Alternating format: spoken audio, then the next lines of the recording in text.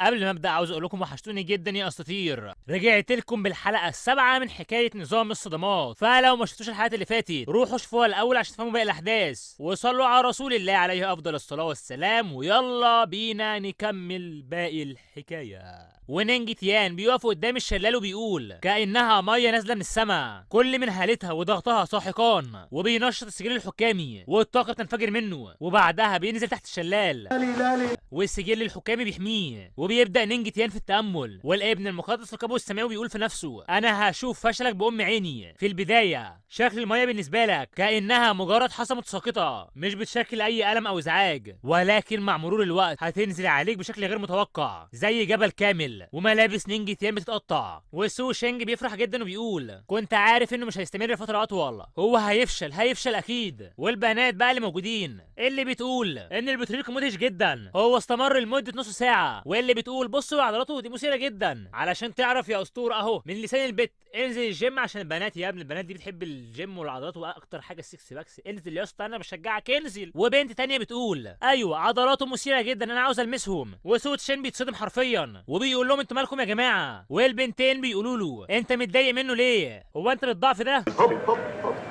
رجع لنينج تيان اللي بيكون لسه بيتامل، والطاقه بتفيض وبتصد قوه الشلال واللي بتكون متجسده على شكل تنين ذهبي. وبيبدا نينج تيان يفهم حاجه وبيقول في نفسه شكل ان في نغمه داو مرتبطه بالهاله. يا ترى هو ده مسار داو الموسيقى؟ ايوه، بما ان في 3000 مسار ففي برضه 3000 مسار روحي. لو فتحت مسارات الروحيه لكل مسار هكون وقتها لا اقهر. والقديسه اول ما بتشوف التنين بتتفاجئ جدا وبتقول التنين الموسيقي الروحي يستحيل على السكرين العاديين مقاومه الشلال، ولكنه بيفتح مسارات روحيه جديده فيه. وصوت شينج بيتصدم وبيقول ايه فتح مسارات روحيه جديده؟ ومن هول الصدمه بيغمى عليه قدام الشيخه والبنات. وعند نينج تيان فجاه بيحس بحاجه وبيلاقي ان رابط النيل الموسيقى الروحي تم قطعها بالكامل، في كل محاوله بيتم قطعها. فبيقول في نفسه الهاله في الشلال ده وفيره جدا، لكن ليه اتكسرت المسارات الروحيه فجاه؟ والنظام بيظهر لنينج تيان وبيقول له بحرك الروحي ما استوعبش جوهر ده والموسيقى، وعلشان كده فالمسارات الروحيه المتكونه اللي تم فتحها ضعيفه، ويمكنك انتاج الموسيقى لوحدك كعامل مساعد لفتح المسارات الروحيه للموسيقى. ونينج تيان بيستغرب جدا وبيقول انتاج الموسيقى؟ النظام دلوقتي اداني فرصه اتقان ده والموسيقى، ده فعلا نعمه. وبينده على القديسه وبيقول لها انه عاوز ياخد اداه جوتشين بتاعتها، والقديسه بتقول له تمام اكيد، وبتطلع اداه الموسيقى وهي بتقول في نفسها هو ليه ممكن يحتاجه عند الثقل. ونينج تيان بياخد منها الاله الموسيقيه وبيبدا في العزف عليها، والنظام بيفعل 3000 مسار وبيتم تنشيط داو الموسيقى، ونينج تيان بيعزف على الآلة بكل مهارة واحترافية. كل البنات الموجودين في المكان بينبهروا بالموسيقى والنغمة وبيقولوا يا لها من نغمة لطيفة وساحرة، وإنهم ما كانوش يتوقعوا إن يكون البطريرك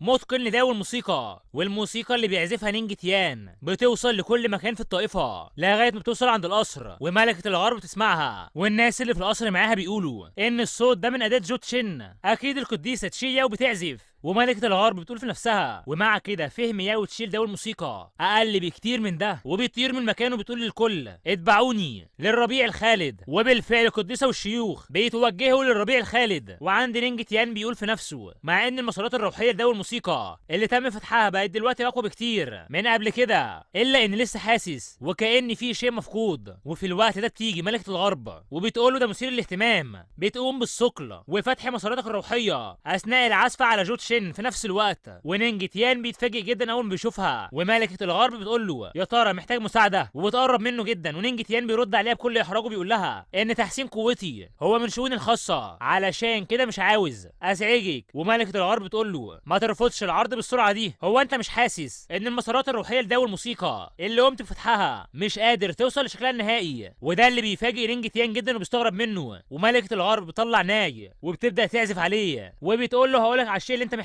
واول ما بتعزف نينج تيان بيحس بحاجه وبيقول هو ايه اللي بيحصل؟ المسارات اللي جوايا حاسس وكانها بتغلي، وبتبدا قوه نينج تيان في الظهور من تاني، وتنين الموسيقى الروحي بيظهر من تاني. وملكه الغرب لما بتشوف كده بتقول انا كنت عاوزه بس اساعده على التحسن شويه، وما كنتش اتوقع انه هينجح. ونينج تيان بيقول كويس، انا حصلت على مجموعه 20 مسار روحي. والنظام بيظهر لنينج تيان وبيقول له انت صدمت ملكه الغرب، وعلشان كده تم مكافئتك ببطاقه مهاره مكتسبه، وهي سريع كالبرق اللي تقدر عن طريقها تتنقل لمسافات طويله 3 مرات ورا بعض. ونينج تيان بيشكر ملكه الغرب على مساعدته، وملكه الغرب بتقول له مع التعاون بس مع بعضنا نقدر ننمي ونكبر قوتنا، وبتقرب منه جدا وبتقول له ان الصوت اللي انتجه جو تشين والفلوت اللي هو الناي يعني بيكملوا بعضهم البعض تماما زينا، ولا انت ايه رايك؟ ونينج تيان بيقول لها يا ملكه الغرب افتكري ان عندي زوجه. وملكه الغرب بتقول له ده انت ممل جدا، انت مش ممتع خالص، وبعدها بتسيبه وتمشي. ونينج تيان بيقول للنظام استخدم بطاقه تفعيل قوه البنيه الكامله، وبالفعل النظام بيقوم بتفعيل قوه البنيه الكامله. وبعد ساعتين ونص البنات الموجودين بيقولوا ان تكثيف المسارات الروحيه بيستهلك الكثير من الهاله، ولكن البطريرك ما ظهرش عليه اي علامه للتعب، هو بالفعل راجل حقيقي. يا ترى هيستمر فتره اطول ولا ايه؟ وهوب النظام بيظهر لنينج تيان وبيقول له ان انتهت مهله تفعيل البطاقه، استعد للعوده لهالتك الاصليه. ونينج تيان بيستغرب جدا وبيقول استبدال هالتي، وبيكمل في نفسه وبيقول استنى، من غير هالتي مش هقدر اعتمد الا على قوتي البدنيه لمقاومه قوه الشلال. والشلال بينزع نينج تيان بالفعل، ونينج تيان بيتاثر جدا وبيطلع الدم من بقه. البنات حسدوه يا جدعان، فعلا ان كيدهن العظيم. المهم نينج تيان بيكون تحت الشلال لسه، والشلال قوي جدا عليه. ونينج تيان بيقول في نفسه لو كان بيقوي البنيه بس من غير رفع العالم فايه فايدته؟ ونينج تيان بيكون لسه قاعد تحت الشلال، وده لان عمليه الاستبدال مؤقته زي التهدئه. المهم عند القديسه بتسال ملكه الغرب وبتقول لها حاله البطريرك نينج تيان شكلها مش كويسه، هل لازم علينا نروح نساعده ولا ايه؟ وملكه الغرب بترد عليها وبتقول لها هو بيقاوم بكامل قوته، لازم نستنى ونشوف. وعند نينج تيان بيكون لسه بيكافح وبيقول للنظام هل عمليه استبدال الهاله ما خلصتش لسه؟ انا مش هقدر اتحمل اكتر من كده دلوقتي. والنظام بيظهر وبيقول له اكتمل الاستبدال، تم ربطه مع المضيف، والطاقه بتفيض من نينج تيان. ويخرب بيت ام العظمه يا جدعان، نينج تيان بيطير وسط الشلال والطاقه بتحيط بيه من كل حته. ونينج تيان بيضحك وبيقول انا قادر احس بان جسمي مليان بقوه متفجره. والنظام بيهني نينج تيان وبيقول له تهانينا للاختراق والوصول للعالم الروحي من 5 نجوم. ونينج تيان بيكون فرحان جدا وبيقول انا عززت قوتي وفتحت المزيد من المسارات الروحيه، لو كمان حصلت على اختراق تاني دلوقتي دي بركه ثلاثيه. والكل بيكون فرحان، والبنات بيقعوا في غرام نينج تيان وبيقولوا عليه مذهل جدا. والقديسه بتفرح جدا وبتمسك في ايد ملكه الغرب وتقول لها عظيم، البطريرك نجح، انا كنت قلقان عليه جدا. وفي الوقت ده صوت شينج بيفوق من غيبوبته وبيسال على نينج تيان لو كان فشل ولا لسه، ولكن البنت دي بترزعه الصدمه وبتقول له ان نينج تيان استمر ال5 ساعات، وده اللي بيفاجئ وبيصدم سو شينج جدا وبيقول ده مستحيل مستحيل، انتم بتكذبوا عليا، انتم يا اغبياء، فيها ايه يعني لو كان وسيم؟ هو في عالم روحي بس ما يقدرش يستمر فتره اطول مني، انا الابن المقدس، انا الاول في العالم.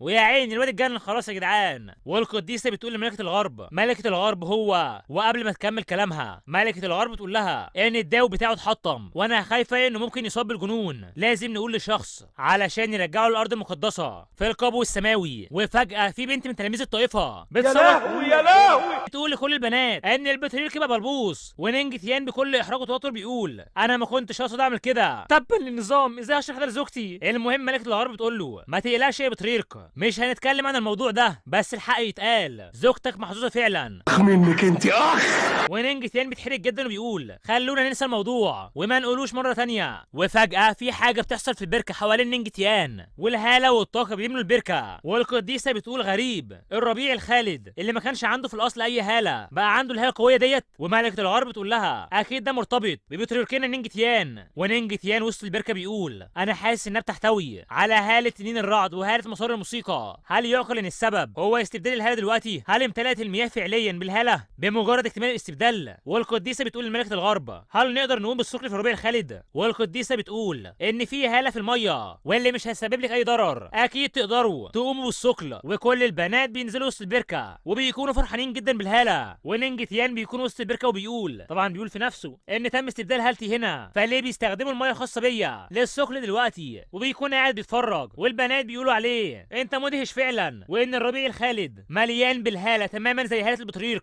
والبنات بيقوموا بالاختراق وبيقربوا من نينج تيان وبيقولوا تعرف عليا خالص. البطريق قوي جدا، وبفضل البطريق قدرنا من تحقيق الاختراق. ونينج تيان بكل احراج بيقول لهم لا لا العفو ولا اي حاجه. وقبل ما يكمل كلامه النظام بيظهر له بيقول له امتصاص طاقه الايمان زائد 1، امتصاص طاقه الايمان زائد 1، امتصاص طاقه الايمان زائد 2، امتصاص طاقه الايمان زائد 1. مخزن طاقه الايمان الحالي 100 من 100. ولا يجيب لي جلطه.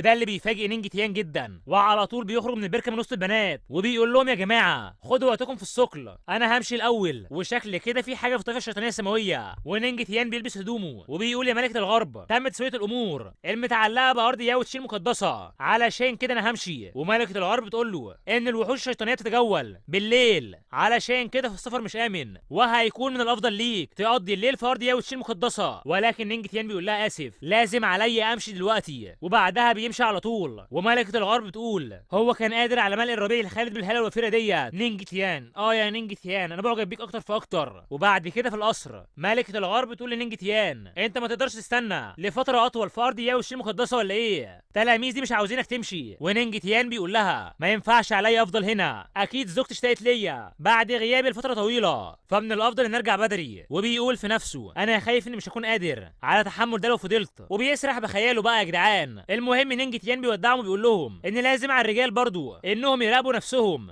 لما يخرجوا لوحدهم. ويظهر ان حتى الشيوخ معجبين جدا بنينج تيان. ونينج تيان بيركب الطائر وبيقول هنتقابل مره تانية لو كان ده مقدر. وبيطير بالطائر من الطائفه، واثناء ما هو طاير بيطلع الخريطه اللي معاه، ولما بيشوفها بيقول ان الموضوع هياخد يوم من الطيران للوصول لسلسله الجبال المظلمه. وبكده كنت قطعت نص المسافه بس للطائفه الشيطانيه السماويه، وانا قمت دلوقتي بالاختراق واقدر افاجئ زوجتي بده لما ارجع. وبيكمل في طريقه، وفجاه النظام بيظهر نينج تيان وبيقول له تحذير تحذير هجوم مشترك لشخصين في عالم الامبراطور الخالد ايها المضيف انتبه. ده اللي بيفاجئ نينج تيان جدا. وبيقول في نفسه 2 من عالم الامبراطور الخالد، وبيتم الهجوم على نينج تيان. ونينج تيان بيقول في نفسه لو تعرضت للضرب فمن المحتمل اني ما اقدرش افضل عايش. وعلى طول النظام بيقول لنينج تيان قوم بتنشيط بطاقه سريع كالبرق، كود الاستخدام حاليا بطاقه سريع زي البرق 1 من 3. وبالفعل بيتم استخدامها قبل ما الهجوم يوصل وبيختفي من قدامهم. وده اللي بيفاجئ الاثنين. وبيظهر رئيس طائفه القبو السماوي اللي بيسأل شيطان الظل وبيقول له هو راح فين؟ الهجوم ده كان من المفترض انه يقتله بالتاكيد، ولكنه ما نجحش ليه؟ وشيطان الظل بيقول اكيد الطفل ده عنده حاجه بتساعده على الهروب، بقوته الحاليه مش هيقدر يبعد بعيد. وبيستخدم مهاره تتبع الدم، وعن طريق المهاره بيعرف مكان نينج تيان، وعلى طول الاثنين بيطاردوه. وعند نينج تيان بطاقه سريع كالبرق بتنقله لمكان تاني. ونينج تيان بيقول ان في 2 من ثقيلي عالم الامبراطور الخالد عاوزين يقتلوني، يا ترى مين هما؟ انا ما اتبقاليش غير مرتين وتخلص البطاقه. والنظام بيقول لنينج تيان ان بيقرب 2 من ثقيلي عالم الامبراطور الخالد من المضيف. وده اللي بيفاجئ نينج تيان جدا وبيقول دول سريعين جدا، سرعه الامبراطور الخالد مرعبه فعلا، حتى لو استخدمت مهاره البطاقه بتاعتي علشان ابعد نفسي عنهم فهي مساله وقت بس قبل ما يتم القبض عليا. وطائر الريشه الروحيه لسه في العالم السماوي وسرعه طيرانه اقل بكتير من سرعه طيران الامبراطور الخالد. لسه فاضل فرصتين لازم استغلهم بحكمه، محتاج الاقي طريقه للخروج. وفجاه قبل ما يكمل كلامه هالة شيطان الظل بتجتاح المكان، وشيطان الظل بيقف قدام نينج تيان وبيقول له انت فاكر نفسك رايح فين؟ وبيقول القبو السماوي حطمه. وده اللي بيستغرب منه نينج تيان جدا وبيساله انت ليه انضميت ليه؟ والقبو السماوي بيستعد للهجوم عليه وهو بيقول له ما تلومنيش على ده، انت السبب في تحطيم 2 من ابنائي، ده هو السعر، الثمن لازم تدفعه. وضغط هالة القبو السماوي بيكون ساحق. ونينج تيان بيقول في نفسه تبا لكده بجد على المعدل ده مش هكون قادر على الحركه وهتتقطع مسارات الطاقه في جسمي. والقبو السماوي بيهجم على نينج تيان وبيصيبه وبيقع هو وطائر الريشه. واثناء سقوطهم نينج تيان بيفكر مع نفسه وبيقول اول لما يفتكروا ان خطتهم لقتل نجحت هقدر وقتها استخدم البطاقه. ونينج تيان والطائر بيقعوا على الارض. والقبو السماوي بيقول لازم يكون ميت دلوقتي. وشيطان الظل بيقول ان الطفل ده قوي جدا، هو قادر يستحمل لفتره طويله. ولكن وقبل ما يكمل كلامه نينج تيان بيستخدم البطاقه من تاني وبيهرب بسرعه البرق. وده اللي بيفاجئ الاثنين وبيقولوا ازاي ده ممكن، ده مستحيل. ونينج تيان بيهرب بطائر الريشه. والنظام بيقول له انت صدمت شيطان الظل وسيد القبو السماوي وحصلت على حبه تجديد، وحبه التجديد هي طالما انت لسه على قيد الحياه تقدر تساعدك في حمايه المسارات الخاصه بيك من التلف وشفاء اي اصابات داخليه. ونينج تيان بيبتسم وبيقول يا اغبياء استنوني بس. وبعدها بيقول ان في فرصه واحده بس باقيه، المره دي طالما اني مش هموت فهقتلك اكيد. وبيقول النظام قوم بتنشيط الاستخدام الاخير لبطاقه المهاره سريع كالبرق. وبيتم تفعيل المهاره المهاره بالفعل. وبكده نينج تيان استخدم كل استخدامات البطاقه، وفي مكان تحت على الارض الناس اللي بيكونوا تحت شايفين اللي بيحصل، بيقولوا ان في 2 من ثقيل عالم الامبراطور الخالد بيتعاونوا مع بعض لمطاردته هو. يا ترى مين الشخص ده؟ والاتنين بيوصلوا عند نينج تيان وبيقفوا ويعترضوا طريقه، وسيد القبو السماوي بيقول انه يستحق لقب البطريرك الاسطوري للطائفه الشيطانيه السماويه. هو قدر يهرب منها 3 مرات والاتنين بيهجموا عليه، وشيطان الظل بيقول انا عاوز اشوف ازاي هيهرب دلوقتي. ونينج تيان بيستعد وبيقول بما اني قربت اموت فهقوم على الاقل بازاله طبقه من جلدك، وبيقول للنظام يقوم بتنشيط مهاره القوه الايمانيه. وبالفعل النظام بيظهر وبيقول تم تنشيط المهاره قوه الايمان، ونينج تيان بيهجم على سيد القبو السماوي، وهجوم نينج تيان بيكون قوي جدا، وسيد القبو السماوي بيتضايق جدا وبيقول له انت بتتجرأ على مهاجمتي ولا ايه؟ وشيطان الظل بيهجم على نينج تيان بمخلب شبح ظل الدم، ونينج تيان بيقول في نفسه هو هينتهي بيا الموضوع هنا ولا ايه؟ ولكن المفاجاه ان طائر الريشه بيحدف نينج تيان بعيد عنه، وبيتلقى هو هجوم شيطان الظل.